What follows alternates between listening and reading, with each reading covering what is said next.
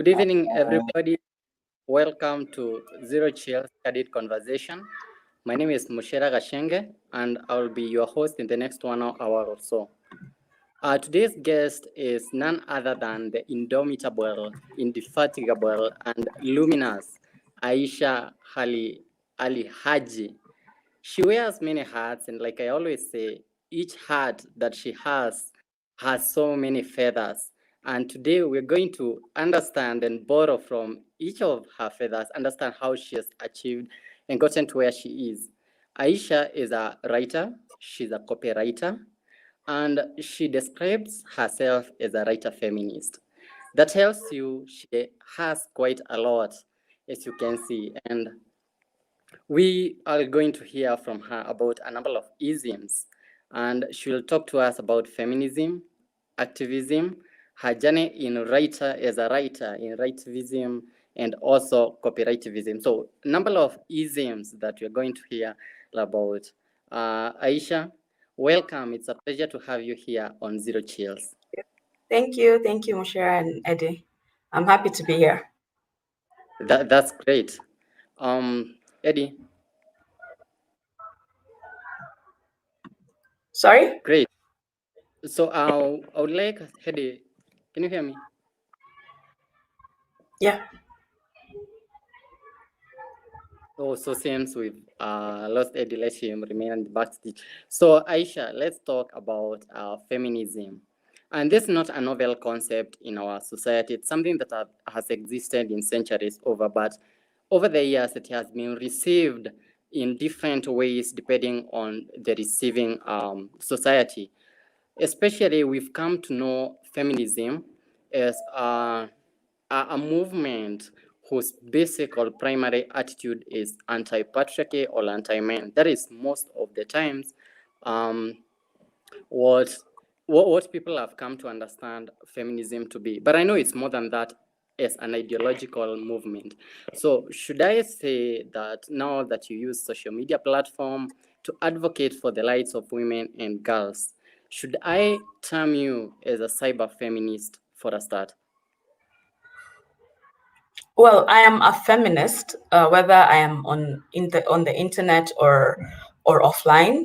I just do digital feminist activism because that's a platform that I have, and that's the one that I've sort of built over the years and used to sort of do feminist activism. So I can't, I don't know what cyber feminist means, to be honest, because you're a feminist wherever you are. It's just the platforms that you use to do your activism, to talk about feminism, that might differ. But the fact is, I'm a feminist wherever. So I don't think I would call myself a cyber feminist. I'm just a feminist, but I do digital feminist activism. That's great. Now, coming to the reference on cyber feminism means the platforms that you use, the digital platforms that you use, advocate and also push for your feminist ideologies. Now, before we come to Kenyan feminism, where do you belong as a feminist? Is it a liberal feminist? Are you a radical feminist? I'm a radical feminist. You are a radical feminist? Yes. That's great. It's going to have clarity from the start so that we can know how we put this dialogue.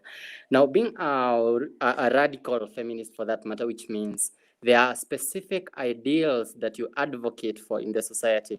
If I take a distant example, Mona El Tahawi, she's a radical feminist, and her advocacy is quite loud as far as crushing or suppressing patriarchy is concerned. If you come near home, there is an example I would like to pick, Dr. Stella Nyanzi. Her kind of feminism is one that advocates for a just society and fight against the men who are hell-bent to prevent women from getting or soaring to their heights. Now, coming to you, Aisha, I know there are specific ideologies that you stand for as a radical feminist. Which are they? Pardon? Which are specific ideals which you advocate for as a radical feminist? So I am a feminist, a radical feminist. I'm an anti-capitalist, anti-imperialism, socialist leaning. I'm saying socialist leaning because it's something that I'm I'm still learning, so I can't call myself completely socialist, but I'm socialist leaning. Anti-racist, of course. Any sort of gender-based discrimination. So I advocate for all those. And my feminism believes that there is no single issue. All our issues are connected. So if you're a feminist, then you have to advocate for all other rights, everybody's rights, because you can't say that I, as a woman, deserve rights, but then that other person, because of one thing or another, their gender, their sexuality, does not deserve rights. So my feminism is a feminism that fights for everything and connects all our oppressions, because they are interconnected. Because as a person, you don't exist in only one layer. You have many different layers, and so each layer has a system of oppression. And so I fight all the system of oppressions together. But the rooting, what roots me is I am a Muslim feminist. Yes, a Kenyan Muslim feminist. Yeah. That's wonderful to hear, Aisha. And the next question that follows is that, should I suggest that your kind of radical feminism advocates for gender complementarity as opposed to destruction of patriarchal system? Destroy the patriarchy. Always and forever. Destroy the patriarchy. You cannot amend systems of oppression. You can only destroy them and then build the systems that now will include everybody. So it's complete destruction of the patriarchal systems. What system do you believe would replace patriarchy in the society and be dominant? I think the idea of a system to replace patriarchy is a patriarchal thought, because patriarchy believes that there always has to be systems of hierarchy, whereas certain people in society have power over other people. So I believe in destruction of all systems that create hierarchies between people, any system. So when I say I want to destroy the patriarchy, I don't mean replace it with another system. I mean create systems that accommodate everybody, create processes that make sure everybody is catered for, but not necessarily replace a system with another system. Because the way systems move is there's always like I said, the hierarchical ways in which we organize systems, there's always somebody who has more power over the other. So I don't believe that we need to replace patriarchy with another system. We just need to create processes and systems that accommodate everybody. May I ask once again, now that you've talked about a system that accommodates everyone, is a system that creates equality, do you advocate for gender complementarity, where man and woman complement each other? So that's biological essentialism, which has created positions based on our gender, or in terms of like our gender is the central of who we are. So now then that complementary things comes through. So to be honest, like I don't even think anymore in terms of men and women are complementary, and so we need to, I believe that we are all humans. In terms of our humanity should be central to whatever decisions and processes that are put in place. Everybody's humanity should be important and should be central to this. So when you say man and woman are complementary, it kind of narrows it down to just these two genders and what they are with each other and to each other, which to me is sort of limiting the conversation and the discussion, because there's so much more that is involved with who we are as humans, rather than just these two genders that need to complement each other. Sorry, you have to cut me some slack because I just pointed out two dominant genders, but I understand there are more. There are more in terms of gender and everything, transgender and other represented genders. Yes. So coming Yes. to Kenyan feminism, I understand gender itself is a social construct in terms of it's society that dictates what each person needs to be like because they were born a certain way. So I also advocate to abolish gender in terms of how we make our decisions and how we interact with each other, and using gender as a central point of how those decisions are being made. Absolutely right. Yeah. Aisha, I was about to say that you have been part of a group that is documenting Kenyan feminism. Would you tell us or talk to us about Kenyan feminism and where you are in terms of documenting the ideals which are the Kenyan feminists are advocating for? So the thing is, feminism has always been there, even in Kenya, even in Africa. But then in the last decade, because of social media, what happened was what was in Kenya before, as far as feminism is concerned, it was very academic. It was limited to universities and scholars and all that. And this is like the feminist theory, because feminist practice has been there. Our mothers, our grandmothers, they've been practicing feminism for a long time. But when you come into feminist theory, mostly it was limited into the academy. So it wasn't accessible to a lot of women and a lot of people who are not in the academy. So what happened in the last decade is sort of to mainstream this conversation and this information. And what we did online is basically bring feminism into the mainstream and bring feminism into our everyday conversations, into our everyday thinking, into our everyday interactions with each other. So the activism that happened online managed to create a space where feminism now becomes part of our everyday conversations and thinking. And so the digital space kind of created a bridge from removing the knowledge and the information from the academy and bringing it now to everybody so that they can be able to access it. And while we were also doing that, we were also evolving our own thinking in terms of what we've learned and what the thinking was before. So we kind of pushed the conversation forward from basic, what I call 101 feminism, to sort of expand it into the different levels that feminism is at right now. Totally great. Talking about mainstreaming feminism, what are the major challenges that you have faced? Because as I suggested at the beginning of this show, is that feminism has over time been held with an anti-men attitude. You know, people who protect the patriarchy, the dominant system, have always looked at feminism as an opposition to the conventions or the tradition that have existed over time. What are the primary challenges that you've faced in your activism, or when you are seeking to mainstream feminism?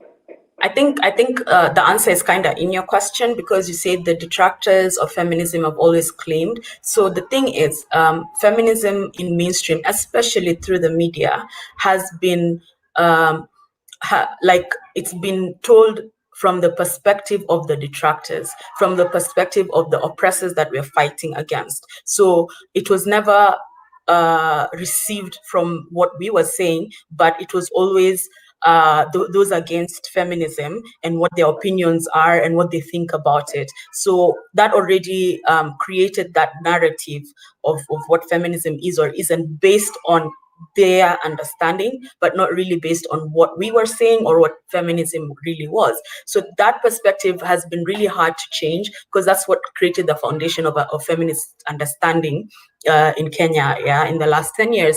And so basically it's like, what is feminism? And then patriarchy answers what feminism is, rather than feminists and feminism itself answering the question. So always, whenever conversations are had about feminism, it always starts from the perspective of, we think feminism is A, B, C, D. We think feminism is anti-men and all that kind of stuff. So the conversation will always start from that point, And what that did is, a lot of people didn't actually read what feminism is, or really seek to understand what feminism is, and then their understanding of it just stuck to that perspective. So that has really done a disservice to the movement, because it constantly puts us in a position of defending ourselves, of defense of feminism, rather than pushing and talking about what feminism is. And feminism has had many waves, and each wave sort of looks at what the previous wave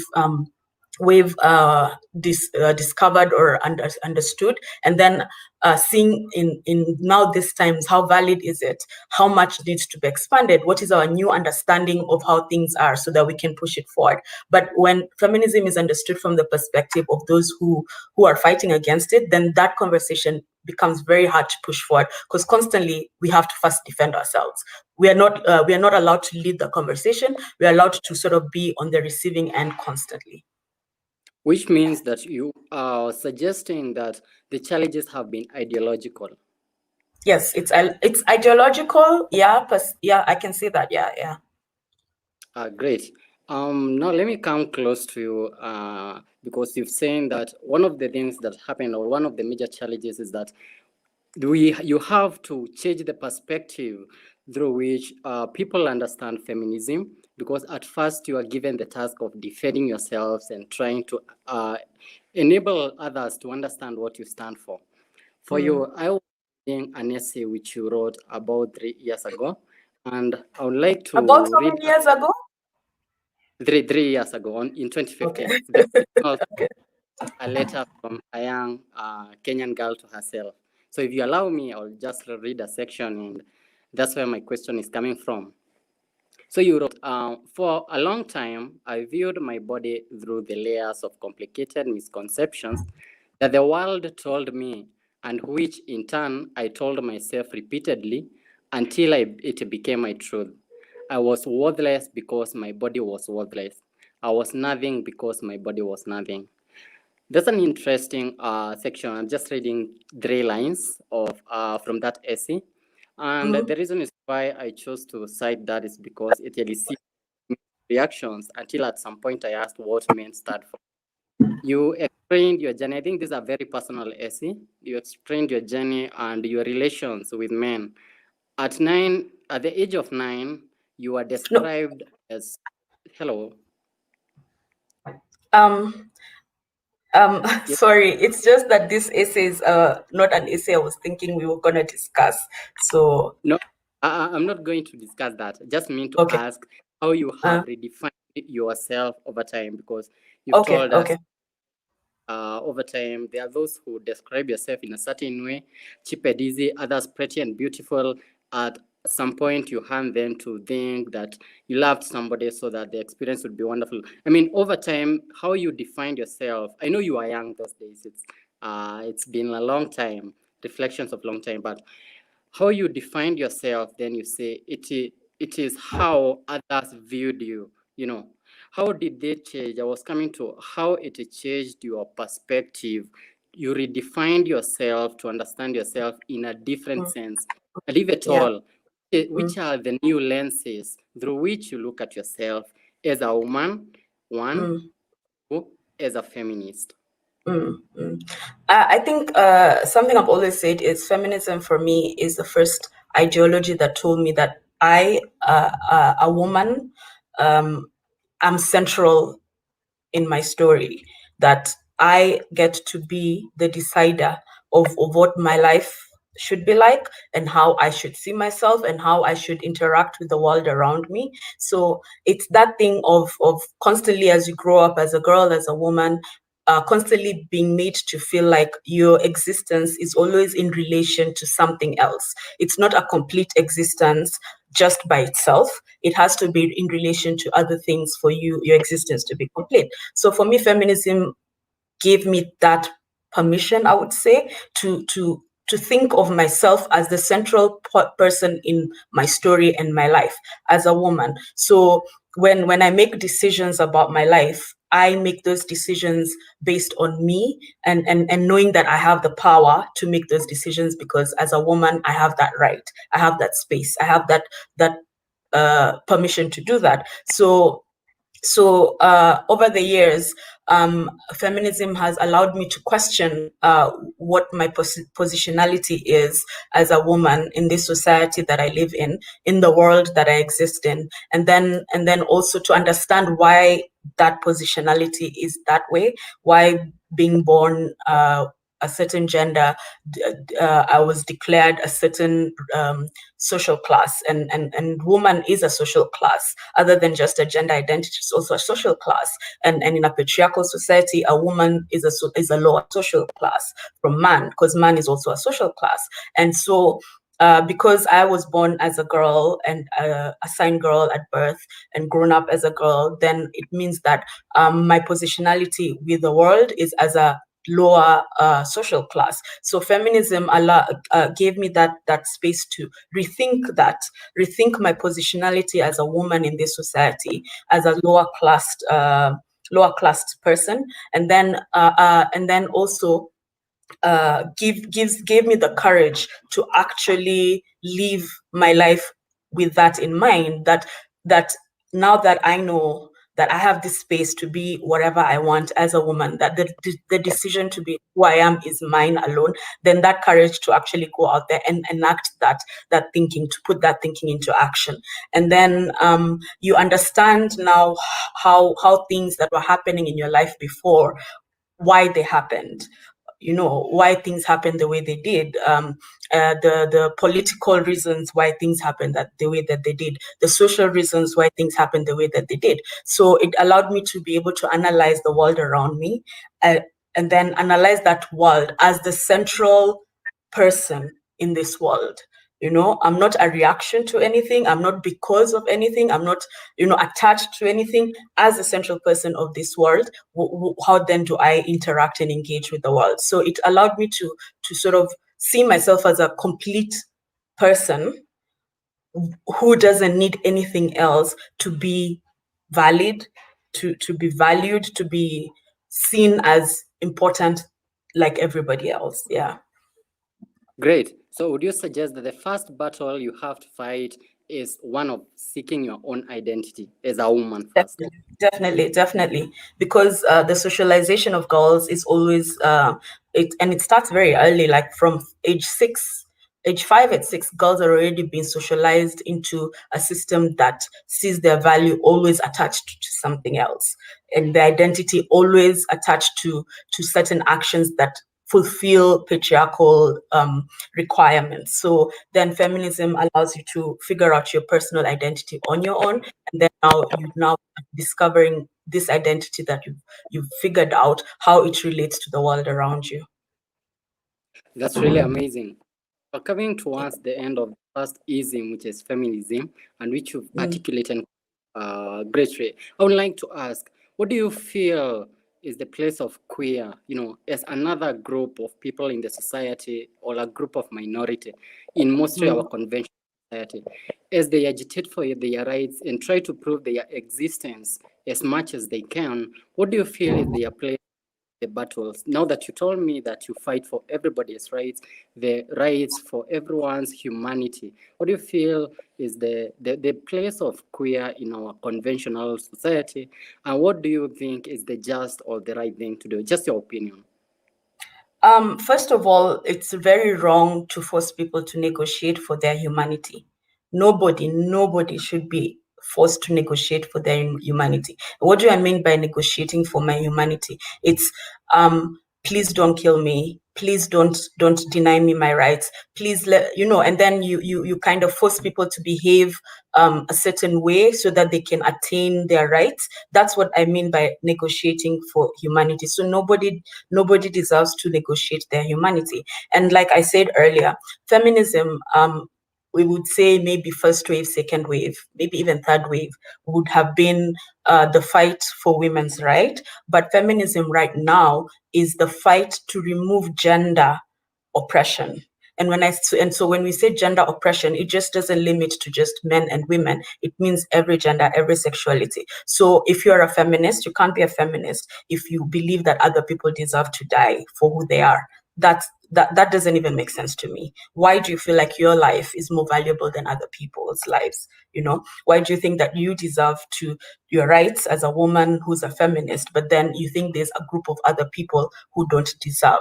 So feminism is the fight to remove gender oppression, and gender oppression then that expands the conversation from just men, women, the men-women fights that happen, but then it expands it to all gender expressions, sexualities, and everything. So I don't understand how you can claim to fight for any right of yours, but then also on the other hand, you're saying, but then there's certain people I believe don't deserve rights. For me, that's a cognitive dissonance that somebody needs to work on, because these are opposing thoughts. These are opposing ideas. Your life cannot be more valuable than anybody's life. So if you're fighting for your life, then that means you have to fight for other people's right to their lives as well. Great. Aisha, gender is a social construct, and it's socially constructed based on the conventions that people hold. So talking about removing gender essentially means that you are up to removing or canceling all the conventions in a particular society. Yes. Yes.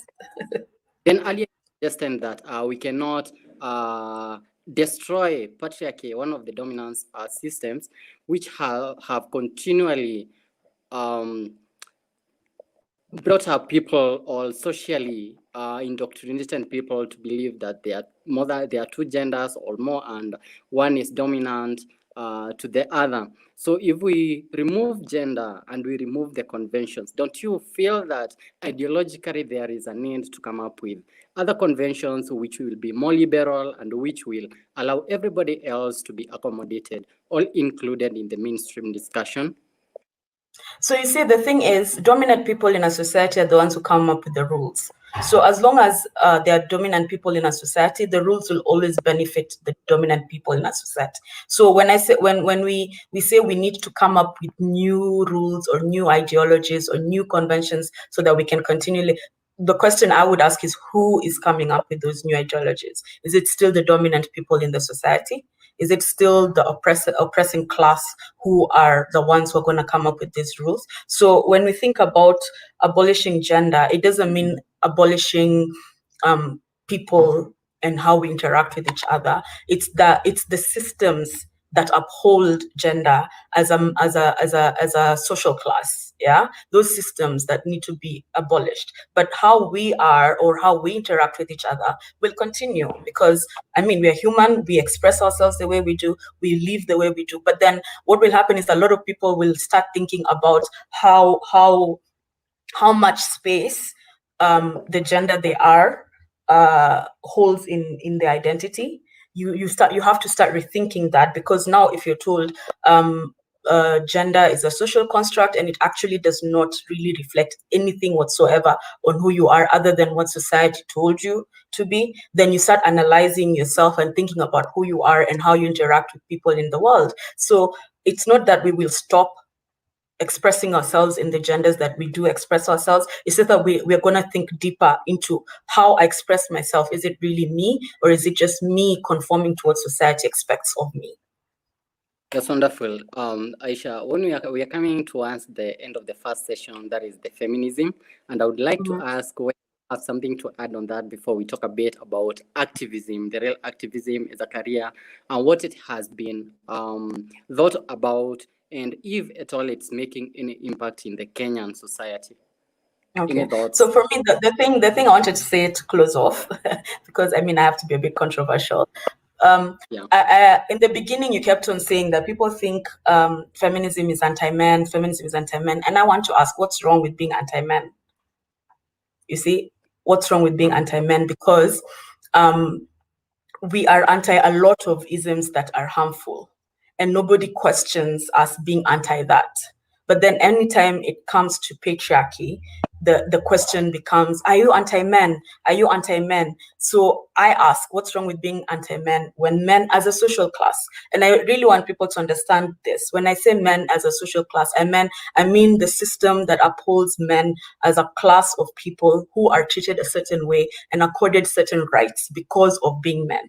That's what I mean with men as a social class. There's nothing wrong with being a social class that is an oppressive class. So even the question of is feminism anti-men? It's a very reductive question in my opinion, because it tries to focus on the fact that you know, trying to push towards the direction that you want to harm men or you wish men ill will. And I'm like, I don't wish men ill will. I want men to be happy, healthy, attaining their rights and, getting everything else everybody's getting. But then when we come into men as a social class, I'm completely anti that, completely. And there's nothing wrong with being anti that, because that social class is the dominant social class in society, which affects and upholds patriarchy and benefits from patriarchy. So you might not participate in it like fully, but then you benefit by it being around, that system being in place, you benefit in one way or another. So there's nothing wrong with being anti-men.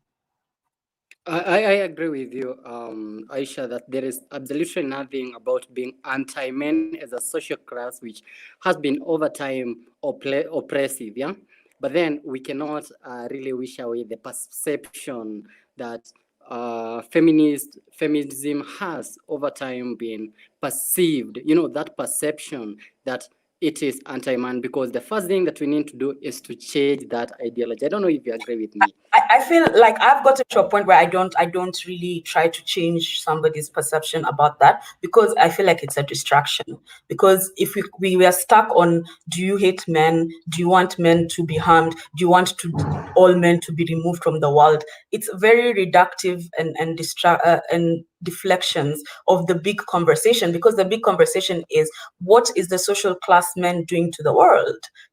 What is patriarchy doing to the world? And so that's what we need to focus on. What is this social class doing, and how is it harming people in this world? Yeah. So they're the ones who, that's what we need to be addressing, not my personal feelings towards men. One way or another, whether I love them or I hate them, my personal feelings towards them is not really relevant to the conversation. So I don't really deal with that conversation anymore. Like, I don't answer that question anymore, and I don't try to change people's perceptions, because we need to move forward. We need to move to the action part of it. When are we making changes to this system? How are we making changes to this system? Because that's where we need to be at, because patriarchy is marching on. The patriarchy is marching on. Violence against women across the world is growing. Poverty, war, all these things, are upheld by the patriarchal system. So we need to, get to changing things rather than just arguing about the semantics or my personal feelings towards anybody. Wonderful. Reading a few comments from our viewers.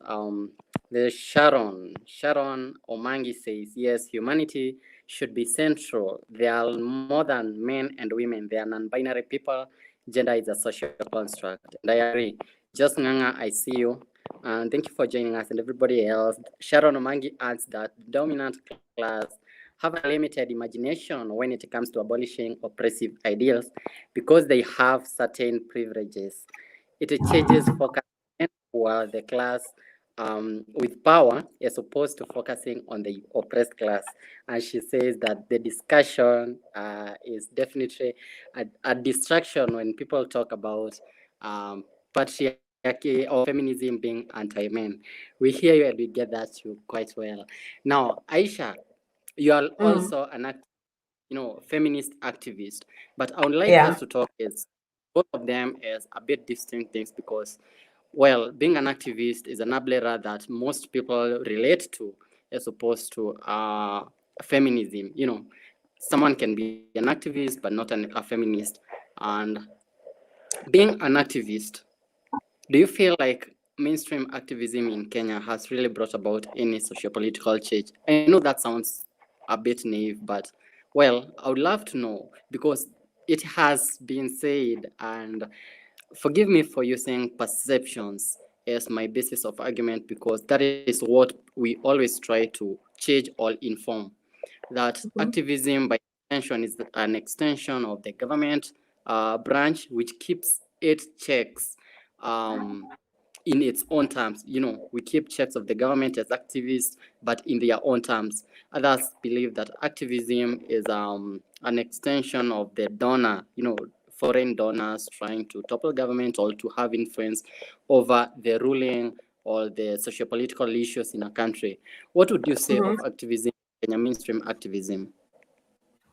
I think that we wouldn't be here if it wasn't for activism. It's activism that changed that has changed so much in our country on its own, right? It's just the fact that when people think of activism, they think of it a certain way. They think of Boni, for example, who I believe has done a great job in sort of agitating. But then when people think of activism, that's the first thing that comes to their mind. But activism is so many different things. Activism is conversations that aim to change how we think. That's activism.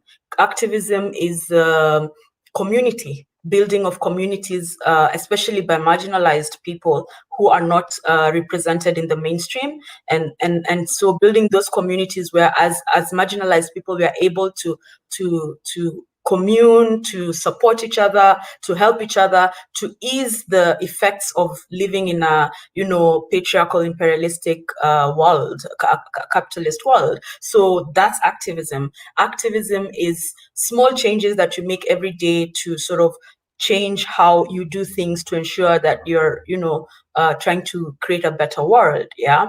And so then digital activism also comes into that. Digital is just a platform.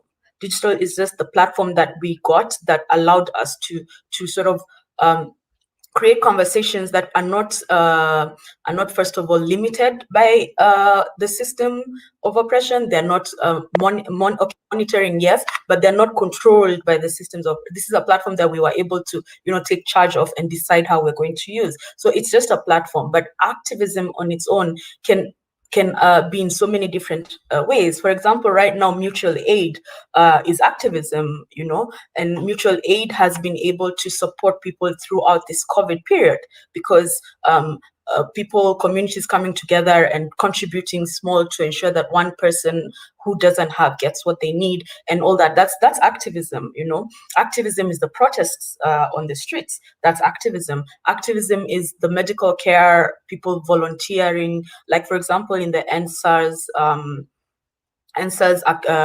protest the last few weeks, the lawyers who showed up to go bail out people, the doctors, that's activism. Activism is just contributing your money into these movements that need support. And you might just that's the only way you're able to support and you contribute money. That's activism. So we've pigeonholed activism, and I believe this is actually the system, the oppressive system that have forced that, so that they can use this pigeonholed activism to trash it and sort of devalue it and make it into something that is not to be taken seriously. But then activism is so many different things, and it happens in so many different ways on a daily basis. It doesn't have to be a protest in the street for it to be activism. But activism, for me, I believe, is so many different ways in which you resist a system of oppression. So you can resist by choosing to, I will be joyful, even though the world is constantly trying to make me be sad and angry and depressed and all that. I choose joy today. That's your own little activism that you're fighting against the system. So every little way or big way that we resist systems of oppression is activism. Great. Now, in your areas of influence specifically, and you've talked about activism in so many ways and different perception, how it can be understood and what it means in different ways. So in your areas, particular areas of your influence as an activist, what do you feel are the ideals that you stand for? What actually do you agitate for? The kind of change specifically that I'm talking about? Well, like I mentioned earlier, I'm anti-capitalist, so I agitate against capitalism. I'm anti-racism, I agitate against racism, anti-patriarchy, so I agitate against that. I am anti any of the phobias, so I agitate against that. So it's different. Like for me, I believe that because I have that platform, then I should use it to lend my voice to every single group that is fighting against systems of oppression, disabled people, marginalized communities that are oppressed in different areas around the world, locally, police brutality, poverty that is created by the government constantly misusing of public funds, against gender oppression, against labor that practices that oppress workers, domestic workers' rights. So for me, I feel like I can't choose one issue and say this is my issue. Of course, feminism is my main conduit into these all issues. It's the one that because it's something that I'm familiar with, it's something that I'm knowledgeable about. So I'm very confident in standing up on that. But then I lend my voice to all these issues because I believe they're all connected to the issue that I am most familiar with. Amazing. Talking about rendering your voice, you also do it in writing. You've written quite a lot, both fiction and non-fiction, and you write just about almost everything. You've talked about women's, girls' rights. You've written about the city. You've written your own personal essays. What's your persuasion? So for me, writing is who I am. Yeah, I'm a writer. That's a part of my identity. So writing is I will write regardless of what I am doing or what job I'm doing or where I am. I will always write. So for me, writing is my thing.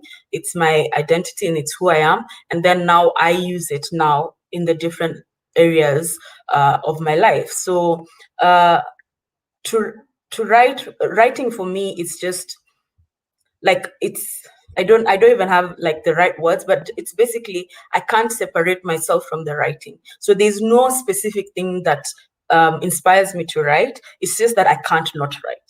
I can't not write. It's just that simple. Like I can't not write.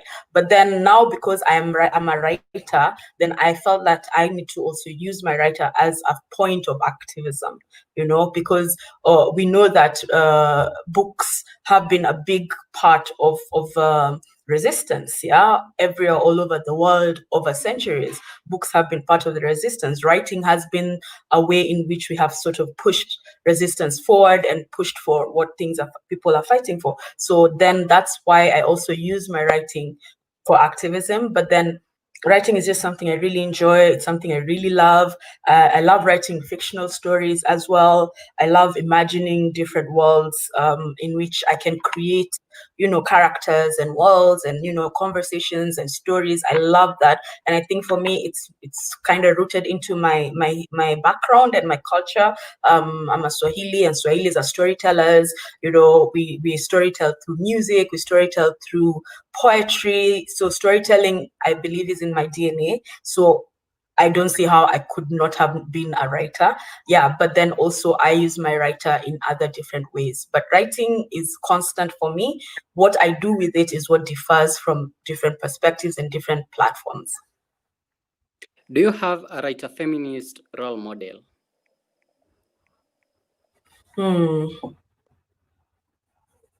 Wow, there are many. And right now it seems like I can't think of any at the moment. But of course, the old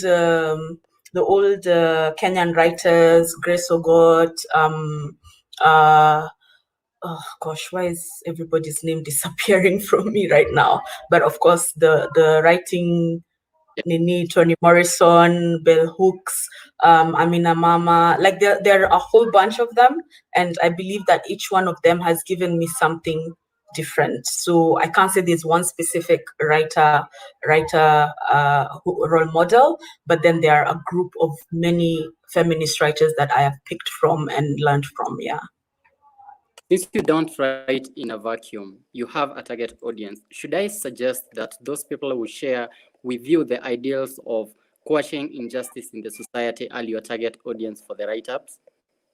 Yes, definitely. Like I write for people like me, first of all. I write for Kenyans. I write for Kenyan women. I write for marginalized people like me. I write for people who are fighting like me. So my audience is I want my audience to be like I always try to my audience always want sorry. I've always felt like my audience is people who I feel intimate with. And by intimate, I mean people that I have a connection point with. Yeah. People that we share certain maybe ideologies with, identity with. Those are the people I mostly like writing for. So I've really narrowed down my audience. If people beyond the audience enjoy my reading, I love reading what I write, I love that and I will appreciate that. But when I'm writing, the people I'm thinking of is mostly always my very localized group of people that I think of who we share certain points of identity and culture and maybe positionality with. Yeah. That's great. Aisha, you're a trained journalist and you are a copywriter. Would you tell Yes. me, before we get to talk about how you manage to juggle between all these professions and all these activities, what does it take to be a copywriter, a woman copywriter? I know you're qualified, yes, but it's in a field where we compare to the number of men in the copywriting industry. You stand out. Mm. What are the skills? What are the qualifications, and what specific things should people looking up to you and to your position as females do or follow in order to get to where you are? I think as women, especially in this industry, you have to have a very firm voice, first of all, so that like you can be sure of who you are as a writer so that you're able to navigate these spaces. And then for me, I think being able to write outside of my job has been very, very crucial in allowing me to be able to write in my job. Being able to engage with writing on a separate way other than just as a job, because for me, like I said earlier, writing is a lot more than just the job that pays my bill, right? But then if writing is also your job, you can sort of get into this space whereas you only see writing as this one thing that you do to get your bills paid, and writing is a creative endeavor. So creative endeavors are opposed to structures that you have are that force you to write a certain way to sort of because you're writing to pay your bills. So I've always tried to have a separate writing life that from my work writing, and I feel that that separate writing life kind of feeds off into my creativity and allows me to expand and imagine better, and then that assists me to then see my work as in a different way and able to disengage from that writing to pay bills perspective sometimes when I need to, because I have other writing that I do for pleasure, for to learn and all that kind of thing. So I think it's important to you're a copywriter, yes, but I always say like copywriter is a job description, right? It's a job description. It's a job you do every day. But then if you're a writer, then you have to kind of figure out to find whereas your writing does not get consumed by the job. You have to find a way to exercise your creativity separate from the job. And that also allows you to also expand your creativity when it comes to actually doing the job. Do you mean to suggest that for you to stand out as a writer and in the industry, you have to create a personal writing culture that is different from what you find at the workplace? Yeah. I believe so because writing, like any other skill, is a muscle that needs to be exercised. And when you're constantly chasing deadlines, you don't have the space to do that exercising of this creativity. So you need to have that personal writing to sort of push you into expanding your writing and build and grow your writing, other than just for that pushing deadlines and trying to meet briefs and all that kind of stuff. Yeah. In your opinion and in your experience, do you feel that women in copywriting industry need to do more than men or need to put more efforts to have their place, to have their space, and to maintain a firmer voice? I mean, that's everywhere. That's not just in the advertising industry. Everywhere, especially male-dominated industries. Women, as a woman in an industry like that, you're always have to do a lot more to sort of get ahead or to be recognized or to push what you want to do. And we're back to it's patriarchy. Patriarchal systems exist in our workplaces, and this is every workplace, but especially in industries where have been upheld by men mostly for years before even women got into, and then that culture of it's a male's domain. It's hard to sort of push into and sort of create your own voice that is identifiable and that stands out. So yeah, you have to sort of think outside the box a lot. You have to push a lot. You have to do more a lot to just, get the same or equal recognition. And especially creative spaces, whereas I feel like women's creativity is not taken as seriously as men's creativity. It's not seen as valuable as men's creativity, because creativity for men is seen as genius, but I rarely see women creatives referred even as geniuses. Yeah. So as a woman in a creative industry, then you have to do a lot more. Like, you have to achieve so much more for you to get the same recognition that somebody who has done 1, 2, 3, or two or three things gets a recognition. But this is more of a patriarchal issue, which exists in all walks of our lives, and which is something that sort of needs to be dismantled. And why I'm saying dismantle it, because it affects so many of our aspects of our lives. What do you feel that women creatives should do to remain or stay relevant in the creative industry? Just create. It's not women who need to change. It's not women who need to change. It's the industry that needs to change. You see, so women just have to be creative. They have to, work on their skills, sharpen their tools, learn, just do whatever you need to do to build up your creativity. But you don't need to do more so that you can be recognized. It's the industry that needs to change to acknowledge and see these women, that are doing this work. It's the industry that needs to I call it the dude bro culture, because that's agency culture, dude bro culture. And so it's that needs to change, not women who need to do more to kind of still try to push through. Yeah. So women staying creative and putting the same amount of efforts as they have done over the is just enough. It's the industry which needs to change, and women don't need to do anything to remain relevant. No, I mean, in a creative industry, of course, you always have to push your craft. You always have to push yourself, because creative industries are like very fast moving, first of all, and then it changes so much. So you yourself, you have to do that personal work of growing your skills, your craft, your whatever that you're doing in the industry. Definitely, you have to learn more. You have to keep up with what's out there. You have to read. You have to learn from the people who have done it before. Absolutely. But then the issue of women not being recognized is not because women are not doing enough. That's what I'm trying to say. Women are doing the things. Women are being creative. Women are writing good things. But then the industry sort of has created barriers towards these women being recognized and moving forward and getting the recognition that they deserve.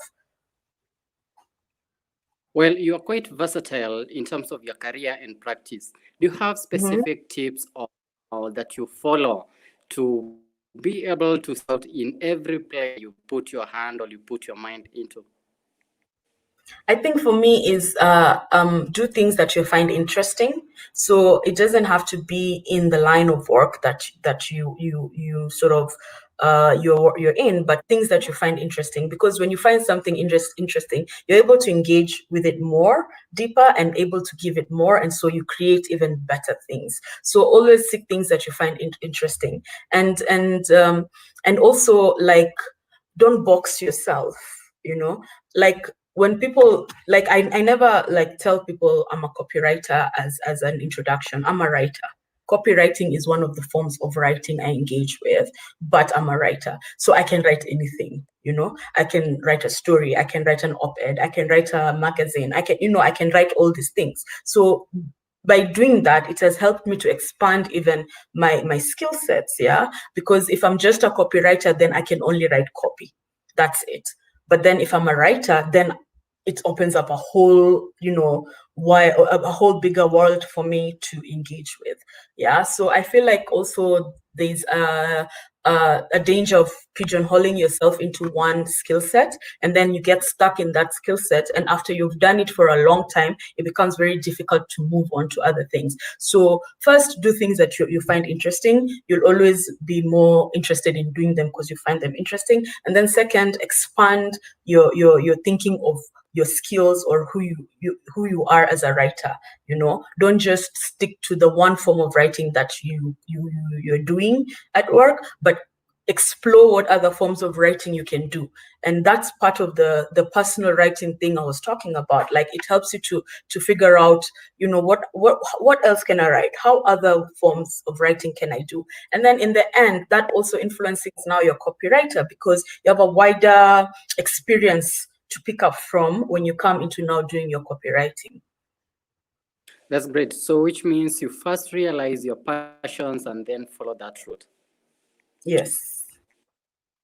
Great. What would you say has been the place of networks in your career? As you are rising and you are qualifying, you hand all the skills that it took, you put in all the necessary efforts and you followed your passion. Where was the place of networks? Do you have a mentor? Do you have people who guide?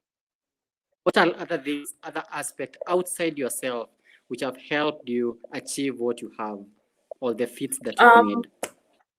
So for me, I have a lot of writer friends. So that has been a very big influence in who I am as a writer, because having writer friends mean you have writing conversations a lot, and having those writing conversations helps you to think about your writing yourself. Definitely networks help you to push into spaces that you are not even aware existed. For example, if you stick to just me going to work, coming back home, you're missing out on other avenues that you might not even be aware of to explore. So networks allow you to explore outside of your norm, outside of your comfort zone. Then networks also introduces you to different kinds of thinking, people who might think differently from you, and sometimes that can jolt you into different types of inspiration for your writing, for example. So networking is very important, especially I feel like in this industry. Networking allows us to sort of learn from each other and the kind of different projects that everybody is doing. Seeing other people's work helps you to analyze also your work from a different perspective. So yeah, networking is important. I don't have a mentor per se in terms of career based. And I feel like that has been a shortcoming for me, because it would have been nice to have somebody who is in the industry, especially who is a woman, preferably, who would sort of have, given me the, this is how things are, this is what you should do about this. That guidance in the industry would have been great. But I have people who are in the industry who I've been friends with, who have guided me in that way, but not as somebody that say, this is my mentor, so we have monthly meetings where we discuss my career. No. It's mostly most of the people who have mentored me in the industry are people who I actually consider friends. Yeah, so they have been very instrumental in helping me build my career. But then it's not like that's that official type of mentor that people do. Yeah, but I think it's important to get a mentor, and especially for younger women who are getting into the industry. It helps you to have somebody who understands the system that you've just gotten into and can help you to navigate it. Yeah. That's really great. We are almost coming to the close of our talk on isms, and I encourage all our viewers to send in their questions, suggestions, or also comments, and join the discussion as we close. Now, Aisha, what do you think is the how far do you think the ideological shift has to go for us to gain or to create a fair society for everybody? Because I believe if we are living in an equal society, then everyone will benefit. I'll benefit. Everybody else will benefit, as long as there is justice and equality. Where do you think has the space? First of all, congratulations to all those who have been involved in mainstreaming the feminist conversation from the academia to now our daily lives. We have to grapple with the talks on this is right, this is not right, without necessarily having the gender cards. Where do you think we are in terms of shift, logical shift, and how far are we? How far are we yet to go for us to be insightful enough, the right insights, in order to change this conversation completely and appreciate that this is a battle for all of us? So when I was in primary school, in the wall there was this sign that our teacher had put, and it said, "Accept change as inevitable." And when I was that age, I really didn't understand what that meant, but it's something that really stuck in my head. And then as I grew older, I realized what that meant, and that's basically is what it is. Change is inevitable. Yeah, change is inevitable. It's just that resistance to change is the place where a lot of people exist in. A lot of people are uncomfortable with change because it sort of challenges what they think about themselves, what they think about their world, who they think they are. And for a lot of people, that's an uncomfortable space to sit in. So they avoid it or they resist it. So that's basically where I feel we are in terms of pushing for change. A lot of people know change is coming, but then they will fight it for as much as they want because it's not what they're used to. And I mean, familiarity is comfortable, you know, being in a space where everything around you is familiar. It's things that you know, things that you've been with for a long time. That is comforting. Yeah. So when the familiar things start becoming unfamiliar, you start feeling like something in your world is, you know, being shaken. Shifting. So yeah, something is shifting. So for a lot of people, when they feel that, then it's resistance. First of all, it's defense. I do not want to get out of this comfort space I'm in to go into an unfamiliar space where I'm not even sure what I'll find there. You know, the unknown.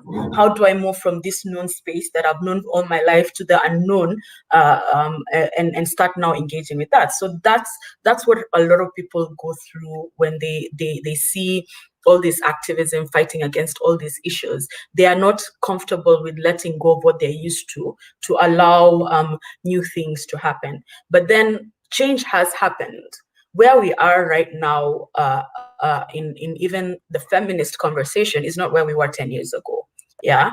10 years ago, you would not find an organization that is actually talking about feminism in a serious way, or organizations that are, or even panels in the media talking about feminism. So change has happened, and the thing is, change is ongoing, but then also changing cultures, changing minds, it takes time. It's not in 3 months we're going to see this change. No, it's a long-term thing. And I'll give an example of one of the things I was involved in. We are 52% group, and we were fighting for the 2/3 gender rule, for parliament to be dissolved, and all that and all that. We did that thing in 2017.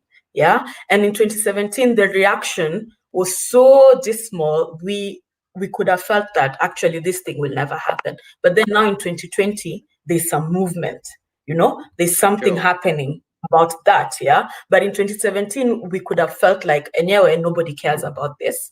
Nobody's going to do anything about this. But now 3 years later, something is happening. So one of the most important lessons I had to learn as an activist, and this is after a lot of heartbreak, is that I might not even be alive to realize the things that I'm fighting for. And I had to be okay with that, right? Because the people who fought for me to exist in this form might not have even seen the results of their fights 50 years ago, maybe 20 years, 10 years ago, but they did it, and I'm able to exist now as I'm existing. And so the things that I'm fighting for right now might not change in my lifetime, but then every step moves us towards that goal. Every conversation takes us a little bit further to that goal. So when you think of activism, you shouldn't think of activism as instant results. Activism is long-term. It's about long-term changes, because you can't change cultures and mindsets that have been there for decades and centuries in a week or a month or a year. It's things that have to happen slowly. And I think for me, one of the most encouraging things is on Twitter, for example, where I exist a lot, seeing that conversations now that 5 years ago would have gone completely differently are now, there's more support, there's more people who are talking about it. Like even people who are fighting me 5 years ago are now, fighting together with me. And that is for me very hopeful, that people are changing. Some might change faster than others. The progress might be very slow in some areas, but people are changing. And I feel like as humans, it's very hard to exist in a state of mind that remains in its box when everything around you is changing. Eventually, your mind will have to recognize that, okay, there's something happening here. And then now once you recognize, then you have to, the internal work starts. Yeah. And for a lot of people, they get to a point of that cognitive dissonance where they're having these opposing ideas. And for people, when they're like that, they feel like the solution is to dispel one of those ideas and just remove it. Yeah. But then working with that dissonance to sort of figure out where it's happening and then trying to reconcile it, that's where now the change starts happening. So I feel like change is happening. It's not as fast as I would have loved it to be, but then I also understand that that's how, meaningful long-term change works. Yeah. That's really, really, really brilliant and wonderful, Aisha. Thank you. I'm very I can listen to it over again because, well, we are at a place where we are resisting the change and at a point of familiarity, and we're afraid of changing due to the partner that we experience and enjoy. But I also hope, even though the change doesn't happen in our lifetime, it is sure shall. Now, Aisha, I wouldn't have wanted to let you go just this quick. And I'm reminded that our time is up, but then I have to ask you to tell us your final words and regarding the conversation that we have, and maybe anything else that you would have wished that your audience hears. Since this is more of a, advertising creative platform, so I think maybe my final word would be that I think copywriters in the industry need more connections with each other and more interactions in terms of the writing process, rather than what is out there, what billboard did you write, what copy did you write, what's your print ad. But that writing process, I feel like we need a bit more of that in the industry. Like when you look at art, the art part of it, there's so many platforms for artists that they connect on and discuss and analyze each other's works, and that. But I feel like for copywriters, there's no network per se for copywriters to get together and work through and understand and learn and teach each other about the writing process. Because, like, for example, I learned copywriting on the job. Like, I started as an intern when I had never written a single line of copy, and I just had to learn on the job. But then if there was a network that I could, plug in, and then now they start teaching me the basics of copywriting, and, it would have moved my process a lot faster. And I think that's something that really is needed in the industry. Yeah. Really beautiful. Thank you so much, Aisha, for agreeing to talk to us today. Thank you too. It was very nice conversation. Thank you, guys. We have had a wonderful time with Aisha. If you just missed out on the interview, it shall be posted on our YouTube channel, Zero Chills. Please ensure to watch, subscribe, and also share. Until next week, when we meet again, same time, same place, I wish you a very wonderful weekend and a week ahead. See you sometime. Aisha, please stay with us. Ready?